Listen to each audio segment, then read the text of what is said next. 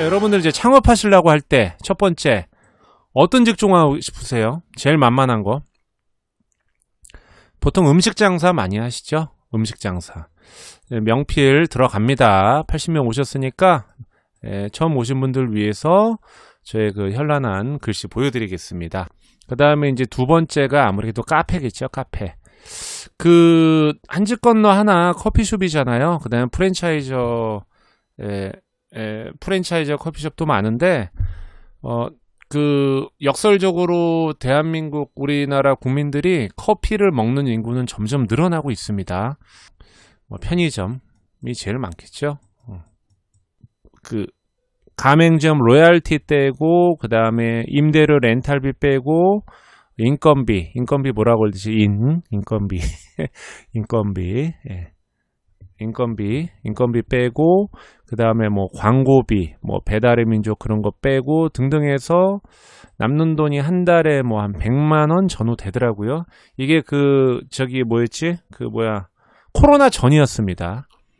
그래서 이분이 그 업주가 오히려 그 배달의 민족 하시는 사람이 하루 일당이 뭐 15만 원 전후 20만 원 된다고 해서 이걸 그냥 때려치고 라이더로 가는 게 더 낫겠다라는 내용이 뉴스에 나왔습니다. 이 말씀을 왜 드리냐면요. 결론은 이 젊은 청년들은 취업에 대한 벽이 좀 크다라고 저는 느끼고 있고요. 두 번째, 은퇴자가 마땅히 할 게 없다라는 그런 현실입니다. 그 인구 밀도 대비해서 음식점이라던가 자영업을 하는 인구 밀도가 이렇게 높은 나라가 과연 있을까라는 생각을 하고 있습니다. 제 아시는 분도 프랜차이저 대표가 있는데요. 프랜차이저 가맹하는 게 다 나쁘진 않습니다. 근데 이제 그 기획 프랜차이저 같은 거에 걸려들으시면 문제가 되죠. 85명 들어오셨네요. 반갑습니다. 가맹만 시켜놓고 어느 정도 앞방에서 돈을 쫙 빼먹은 다음에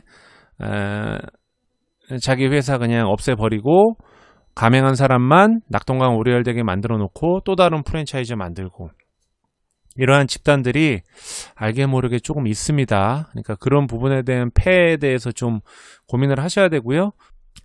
자, 여기 보시면요. 서울시 서대문구 남가자 2동 음식점, 간이음식점, 커피 전문점, 카페 다방 2020년 6월 데이터 기준입니다.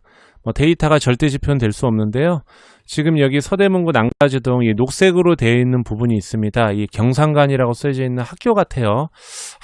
명지대학교 뒤쪽인 것 같습니다.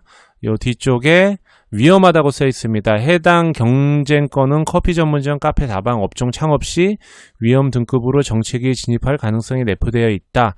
학교 뒤인데도 불구하고 이러한 평가를 했네요. 자, 상가를 바라볼 때 아까 말씀드렸지만 투자의 요건은요.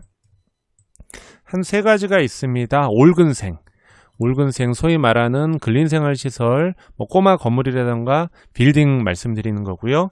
그 다음에 주택이 껴있는 상가주택, 일명 근린주택이라고 하죠. 1, 2, 3층은 점포, 4층은 주인세대 이런 걸 말씀드리는 거고 나머지는 구분상가가 있습니다. 분양상가라고 하죠.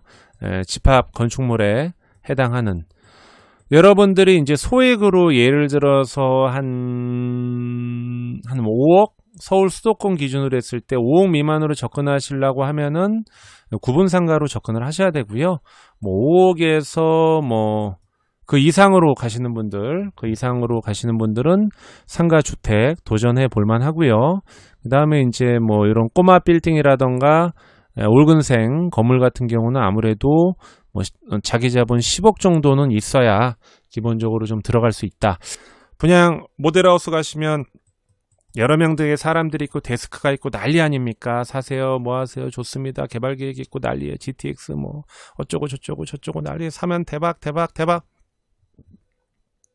그래서 친구 따라 갔다가 1+1로 분양하고 오신 분들이 있습니다. 16억이라는 돈 안에 이 분양대행사에서 분양을 하기 위해서 필요한 비용, 모델하우스라던가 모델하우스 안에는 또 모델도 계시죠. 이쁜 여성분들도 계시고 모델하우스라던가 전단지, 홍보비, 알바, 분양을 할 때 분양 팀장, 보통 팀별로 움직이는데 뭐 한 상가를 분양했을 때 뭐 팀별로 뭐 1,000만 원을 준다든지 2,000만 원을 준다든지 그 다음에 그 밑에 직원들한테는 500을 준다든지 1,000을 준다든지 그리고 또 이제 분양 이 팀원들이 로컬 부동산을 많이 가잖아요. 부동산 가서 분양 손님을 한번 모시고 오면은 뭐 한 구자에 뭐 500을 준다든지 뭐 이런 게 있지 않습니까? 이런 비용이 예를 들어서 내가 16억짜리를 분양을 받는다고 할 때 비율이 얼마나 될까요? 여러분들이 이제 착각을 하시는 것 중에 하나가 와 16억짜리인데 8억까지 떨어졌어. 야 이거 내가 10억에 받아도 대박이야 라고 생각하시는 분들이 있어요. 물론 지역적인 건 다 틀리긴 한데요. 보통 신도시 있지 않습니까? 보통 신도시 뭐 미사 신도시도 그렇고 동탄 신도시도 그렇고 그러다 보니까 경매 물건 같은 경우에서 구분상가가 감정가는 되게 높은데도 불구하고 요렇게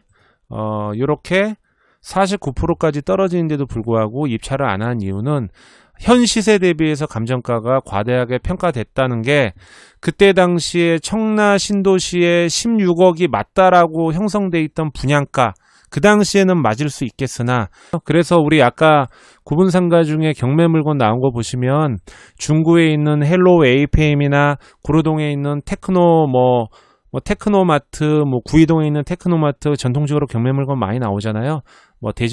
그 전용 면적 구분 되지도 않고 이제 보통 헬로 에이페임 같은 데는 이렇게 내가 100일 오면은 구분 없이 이렇게 칸막이도 안 쳐져 있고 되어 있잖아요. 이런 거 같은 경우는 면적도 작지만 분양가 뻥튀기도 있었을 수도 있고요. 현재 동대문 쇼핑센터라던가 디지털 산업이 모두 온라인으로 흡수가 된 상태이기 때문에 그런 상가는 뭐 10% 미만의 낙찰을 받아도 별로 메리트가 없다라는 말씀 드릴 수 있고요. 구분 상가에 대해서 말씀드렸습니다. 두 번째, 여러분들이 가장 좋아하시는 상가주택. 저희한테 항상 전화 오고 하시는 분들, 특히 실버 세대 분들께서 많이 오시죠. 목소리 거의 비슷합니다. 여보세요. 제가 좀 은퇴를 했는데 1층에서 좀 세를 좀 받아먹고 2층 뭐 사무실 쓰고 뭐 좀 3층도 사무실 쓰고 이렇게 하고 뭐 여기에는 뭐 집 한 2개 있고 나 주인 세대 이렇게 좀 쓰고 싶은데 이런 상가주택 뭐 한 10억 전후 없습니까? 하시는 분들이 있습니다. 또 하나는 뭐냐면은 요런 쪽의 상가주택은 괜찮다는 거지요. 앞서 말씀드린 대로 스카이뷰 보시면은 요 대단지 별내 신도시에서 딸랑 요 섹션 바둑판 한 판으로 되어 있는 섹션만 상가주택이 혼재되어 있습니다. 요런 데는 정말 좋습니다. 왜 좋냐 하면은 요 물건이 경매 물건 나왔거든요. 1층에는 자동차 관련한 시설 하고 있고 위에는 주택으로 해서 수익률은 제법 높았던 걸로 기억이 나는데 이렇게 얼핏 보면은 이런 비슷한 형태의 상가주택이 되게 많잖아요. 내 상가를 이용하는 고객과 내 임차인을 뺏어 먹을 수 있는 이런 상가주택이 되게 많다라고 생각할 수 있는데 별내 신도시 한판으로 봤을 때는 되게 작습니다. 여기가. 그래서 저는 여기를 선택을 했고요. 또 서울에 있는 근린생활시설 올 근생 건물이 특히 종로 같은 경우 중심지는 4%를 넘기는 케이스가 없습니다. 강남도 지가 대비해서 3% 넘기기가 상당히 어렵습니다. 가끔 보면은 6%, 8% 되는 데가 있습니다. 워낙 뭐 입지가 좋거나 우량 임차인이 있어서 그런 경우도 있지만 리모델링을 했다던가 신축을 했는데 의외로 임차인을 잘 잡아가지고 고수익률이 나오는 경우가 있는데 이런 데는 임차인 구성과 함께 임차군을 보면서 약간 좀 의심을 해봐야 됩니다. 네. 그래서 제가 말씀드린 거는 무조건 이 역세권에 있는 건물이라고 해서 덮어놓고 부동산 말 듣고 역세권이니까 막연한 생각으로 사람들이 많이 모여들겠지. 역세권 아까 말씀드렸잖아요. 출구마다 상권의 흐름이라는 게 있는데 내가 사는 예를 들어서 3번 상권은 그냥 흘러가는 상권입니다. 소비는 1번과 예를 들어서 4번에서 다 소비를 하고 온다고 하면 2번, 4번은 흐르는 상권일 뿐이거든요. 역세권이라고 다 좋은 건 아닙니다. 그렇기 때문에 그런 부분도 여러분들이 좀 면밀하게 생각을 하셔야 되고 가끔 보면은 팔아먹기 위해서